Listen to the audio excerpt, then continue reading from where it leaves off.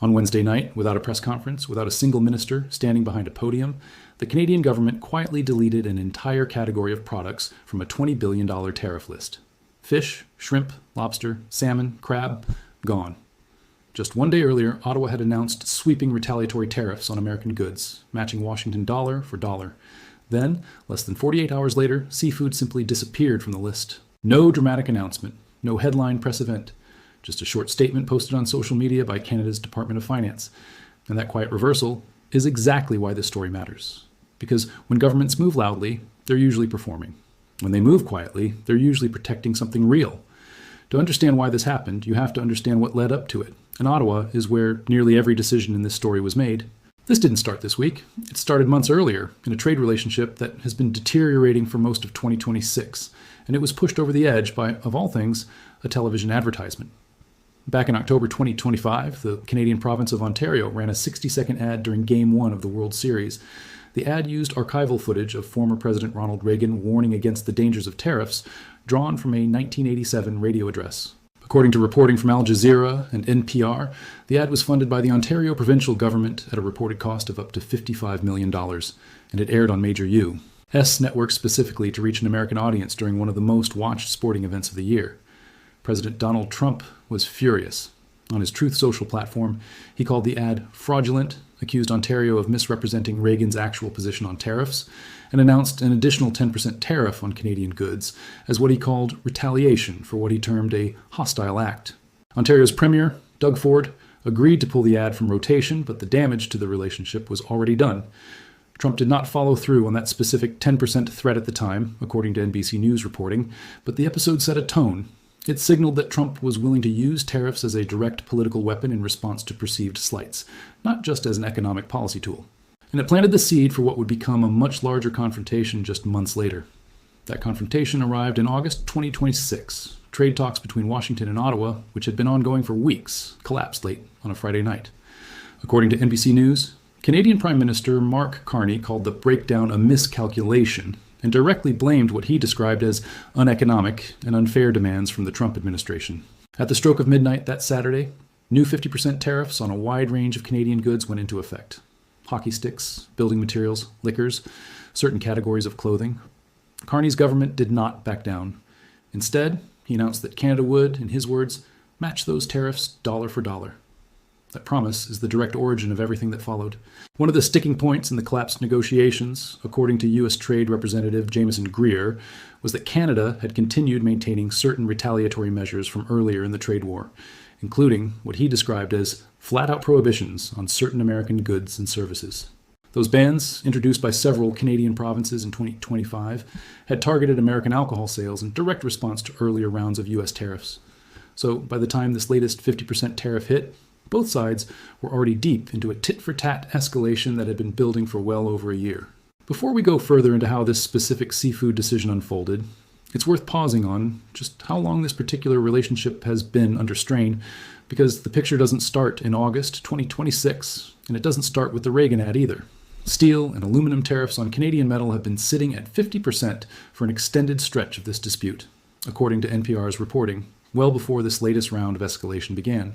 Those tariffs were layered on top of duties affecting a broad swath of other Canadian products, some as high as 35%, while energy products moved under the border at a comparatively lower 10% rate. And underneath almost all of it sits the Canada-United States-Mexico Agreement, the trade framework Trump himself negotiated during his first term. That agreement, commonly known as CUSMA, was designed to keep the vast majority of goods moving across the border tariff-free, provided they meet the agreement's rules of origin. But CUSMA is now slated for a formal review, and Trump has, according to NPR, grown increasingly critical of a deal that carries his own name. That review process hangs over every part of this dispute, because it means the ground rules governing this entire trading relationship could themselves be renegotiated in the months ahead, regardless of how the current tariff fight resolves. If you're following how these massive trade relationships actually get decided, piece by piece, industry by industry, this is the kind of story where subscribing genuinely helps, because these decisions rarely get made in one clean announcement. They unfold in stages, sometimes days apart, the way the seafood exemption did here. Just days after the 50% tariffs took effect, Trump escalated again. On August 24th, according to reporting from the Detroit News and Al Jazeera, he announced that tariffs on all cars, trucks, automotive parts, and steel from Canada would rise to 50% starting January 1st, 2027. His social media post was blunt. "Build in the US and there are zero tariffs," he wrote. "Canada will be treated like a state no longer. On trade, and in other ways, also, they are among the worst nations in the world to deal with. They feel entitled. And yet, we don't need Canada. They need us." It was one of the most aggressive public statements Trump had made about Canada in the entire dispute, and it triggered immediate backlash from Canadian officials, including Doug Ford, who invoked the Reagan controversy again, telling reporters that the former president would be throwing up if he saw what was happening to the U. Trudeau. US-Canada trade relationship. Ford went further, warning that everything is on the table, including the possibility of Ontario cutting off electricity and critical mineral exports to the United States. And he specifically raised the idea of Canada using oil and potash as leverage in the standoff.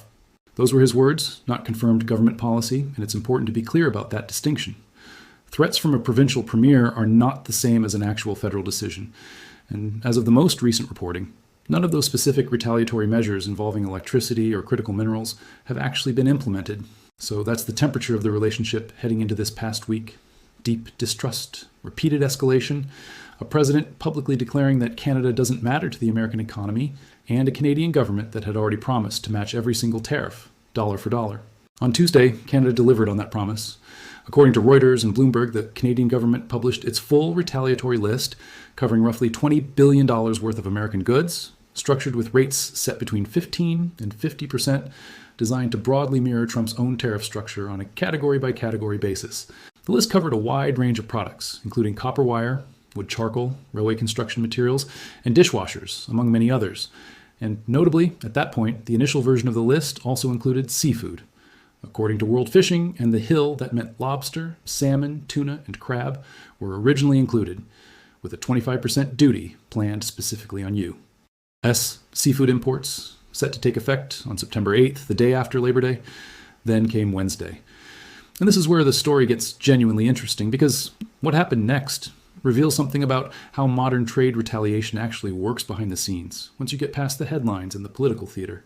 Less than 48 hours after that initial list was published, Canada's Department of Finance quietly announced a set of adjustments. In a statement posted to the social media platform X, the department said, "Based on feedback, we have made select adjustments to protect against broader economic harms, including removing seafood and fish products from our list of counter-tariffs." That's a direct quote, confirmed by multiple outlets, including Reuters, Bloomberg, and the U.S. News Wire service. The department did not go into extensive detail in that initial post, but it added a broader explanatory line as well. "We are continually working with Canadian industries to assess the effectiveness of these measures, with a primary focus on industries that have been targeted by U.S. tariffs." So why seafood specifically? Why, out of everything on a $20 billion list, was this the one category that got pulled within 2 days?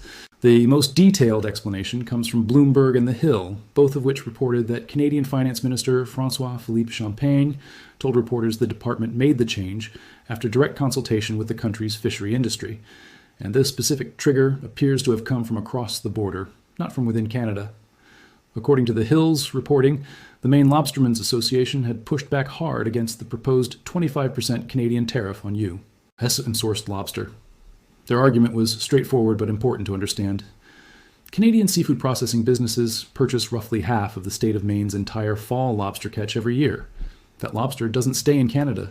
In many cases, it gets processed there and then sold right back into the American market. It's a fully integrated cross-border supply chain, not a simple case of one country selling to another. If Canada had gone ahead with a 25% tariff on that incoming American lobster, Canadian processors would have been the ones absorbing the higher costs, on top of already facing the pressure of matching 50% U.S. tariffs elsewhere in the economy. In other words, this wasn't a tariff that would have punished the United States. It would have punished Canadian workers and Canadian companies whose entire business model depends on that cross-border lobster trade continuing to flow freely in both directions. That's the practical economic explanation. And it's the one most directly sourced. But there's an older piece of context here that makes this decision look even more calculated, and it comes from Canada's own Department of Fisheries and Oceans.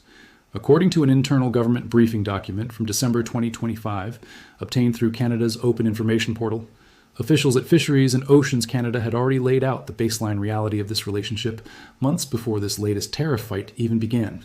The document states plainly that the United States is Canada's largest export market for fish and seafood.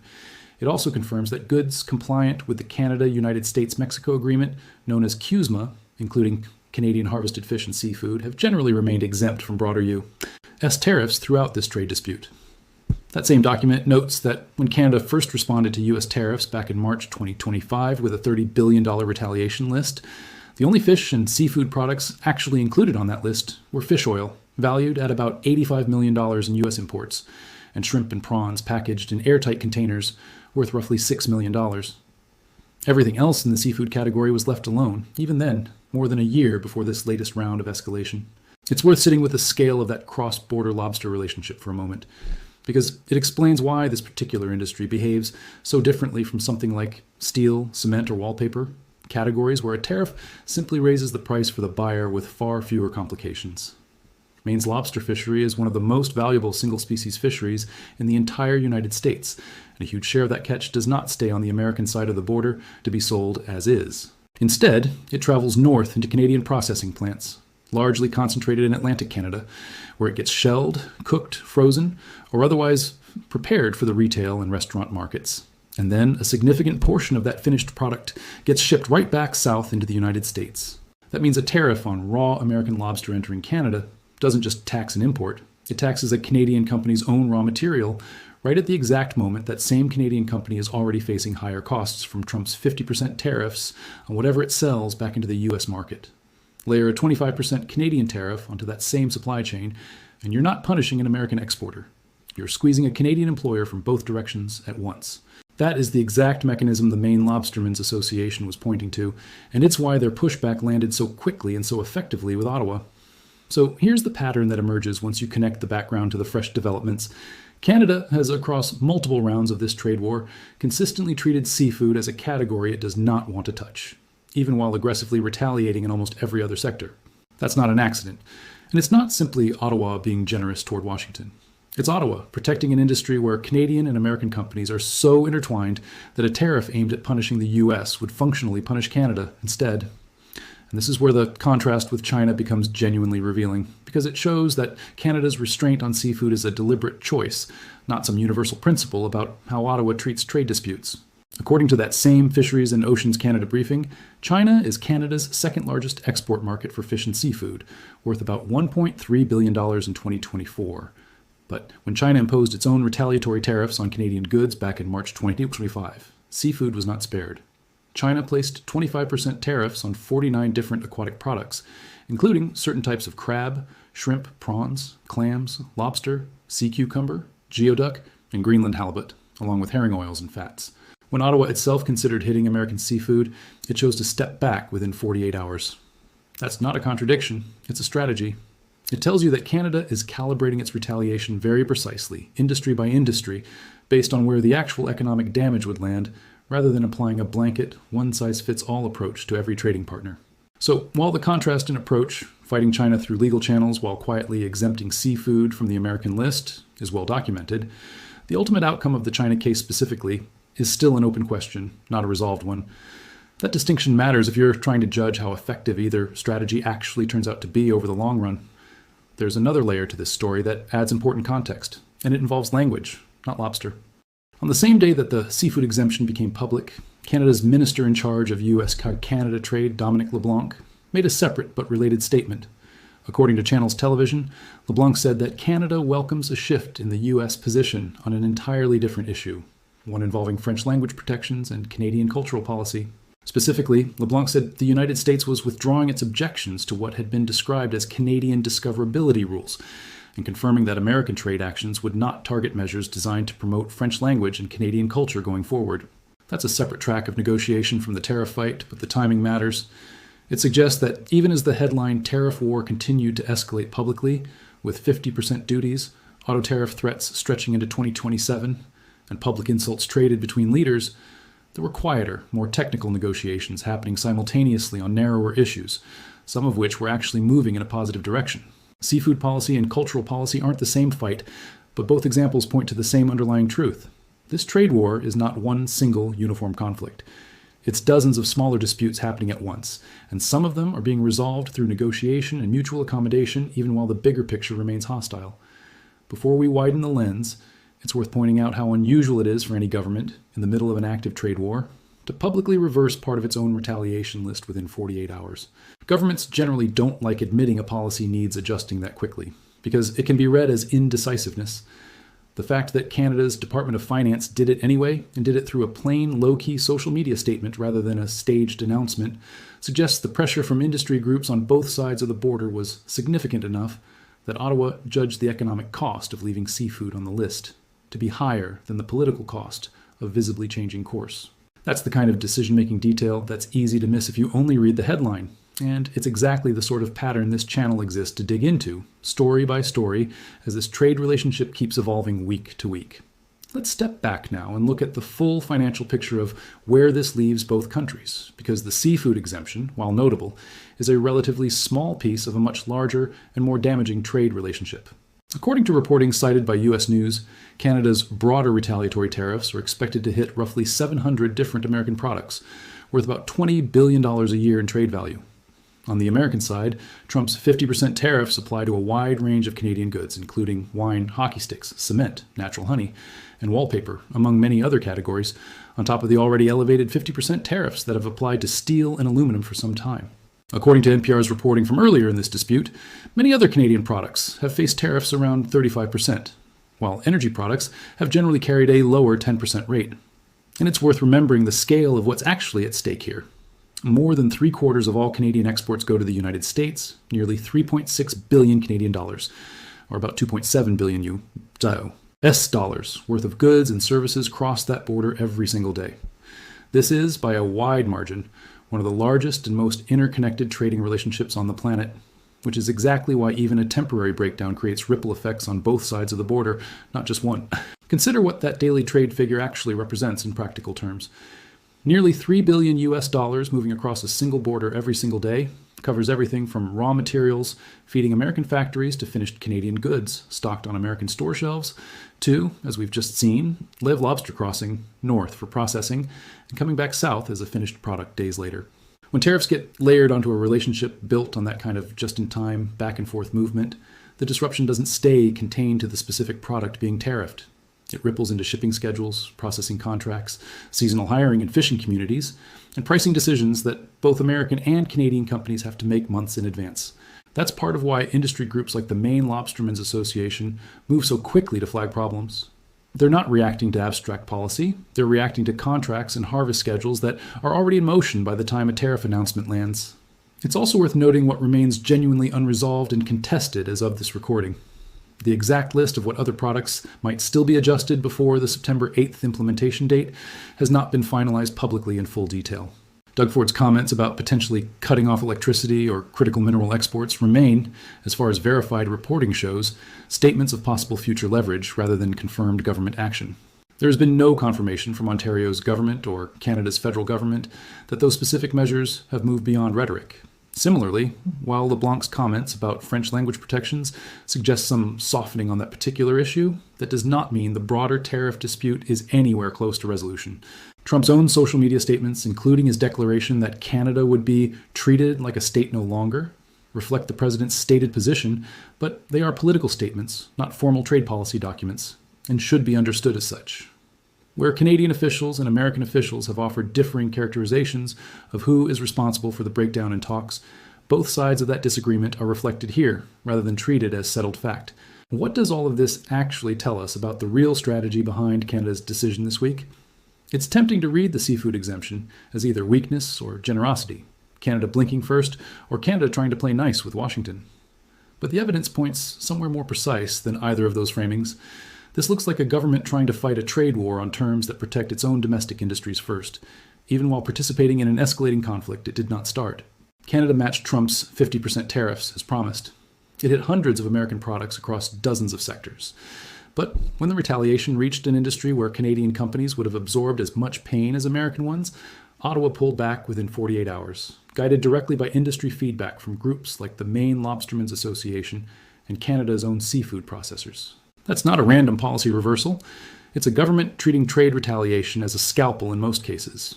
even while using a much blunter instrument in response to the broader 50% tariff escalation. It also lines up with a pattern that goes back well over a year, through the original March 2025 tariff list, through the China dispute, and now through this latest round.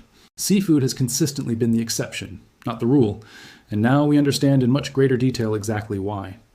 It also helps to place this seafood exemption inside the broader history of how trade wars tend to actually function once they move past the initial announcement stage. Quiet, narrow carve-outs like this one are not unusual once a tariff list moves from being a political statement to being an operational policy that real companies have to comply with.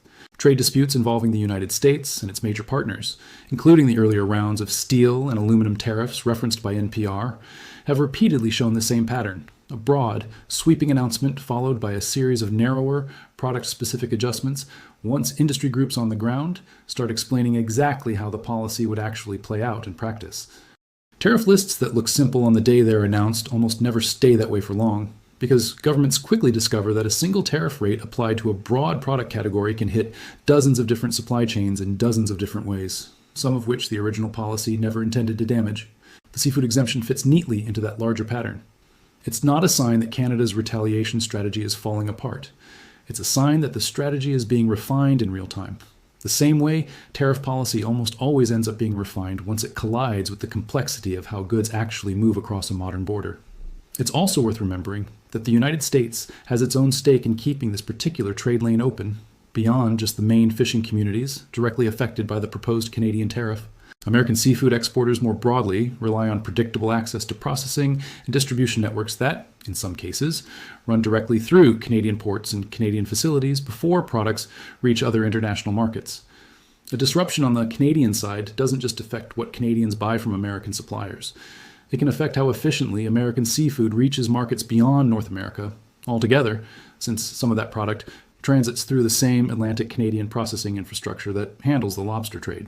None of the sources reviewed for this script quantified that broader transit impact precisely, so it's presented here as context rather than a confirmed figure. But it helps explain why industry pressure against the proposed tariff came from multiple directions rather than from Maine alone. There's also a political dimension worth naming honestly. Retaliatory tariffs are, in part, a message to voters and industries at home that a government is standing up for them. But they only work politically if they don't simultaneously devastate the very workers and companies the government claims to be protecting. A 25% tariff on American lobster sounds tough on paper. In practice, according to the reporting we've walked through, it would have raised costs for Canadian seafood processors who depend on that American lobster supply, potentially threatened jobs in that Canadian industry, and done so right as the broader Canadian economy was already absorbing the impact of American 50% tariffs elsewhere. Pulling that specific tariff back doesn't weaken Canada's overall retaliatory posture. If anything, it strengthens the credibility of everything else still on that list, because it shows those decisions were made with actual economic analysis behind them, not simply drawn up as a symbolic dollar-for-dollar mirror of Washington's move. To be transparent about their reporting behind this script, the core facts here are drawn from named on-the-record sources. Reuters and Bloomberg both confirmed the Canadian Department of Finance's statement on removing seafood and fish products from the counter-tariff list, and both confirmed the September 8th implementation date for the remaining measures. The Hill added the detail about Finance Minister François-Philippe Champagne's comments and the specific role played by the Maine Lobstermen's Association, attributing that reporting to Bloomberg's original coverage. World Fishing and Channel's Television both independently confirmed the timeline of the seafood exemption following the original tariff announcement. The background on the collapse of trade talks and the initial 50% tariffs comes from NBC News, PBS News, and the Detroit News. The origin of the broader dispute, including the Reagan advertisement controversy from October 2025, is confirmed by Al Jazeera, NPR, and Gulf News, all of which independently reported Trump's statements and the ad's content. Doug Ford's specific comments about potential Canadian leverage, including electricity and critical minerals, come from Al Jazeera's reporting and should be treated as his stated position rather than confirmed federal Canadian policy. The historical detail about CUSMA exemptions, the March 2025 tariff list, and the China dispute at the World Trade Organization comes directly from an official Government of Canada document, a question period briefing note prepared by Fisheries and Oceans Canada.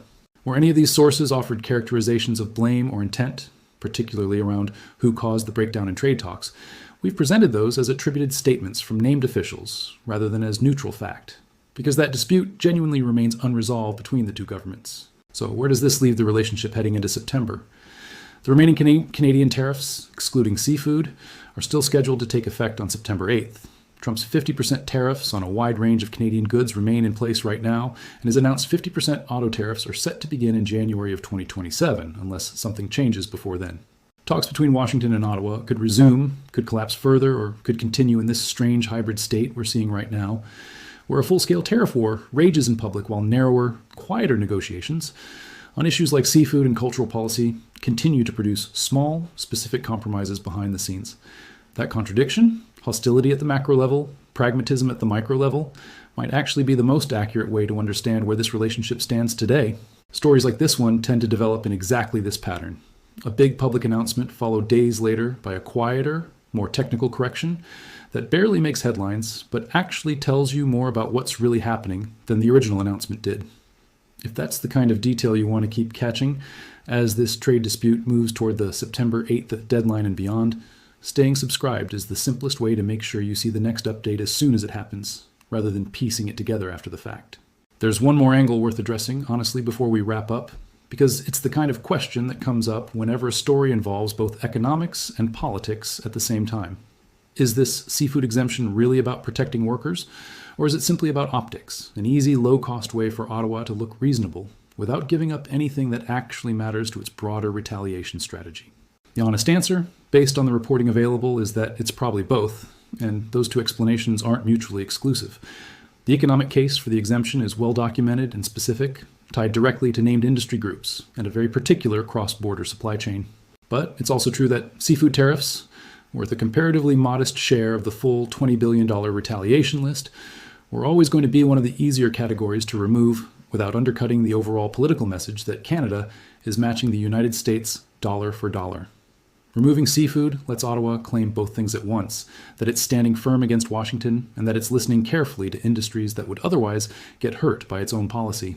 Whether that combination holds up as the September deadline approaches, or whether new pressures force further adjustments to the list, is something we genuinely don't know yet, and it's exactly the kind of detail worth watching closely over the next few weeks. What do you think is really driving this?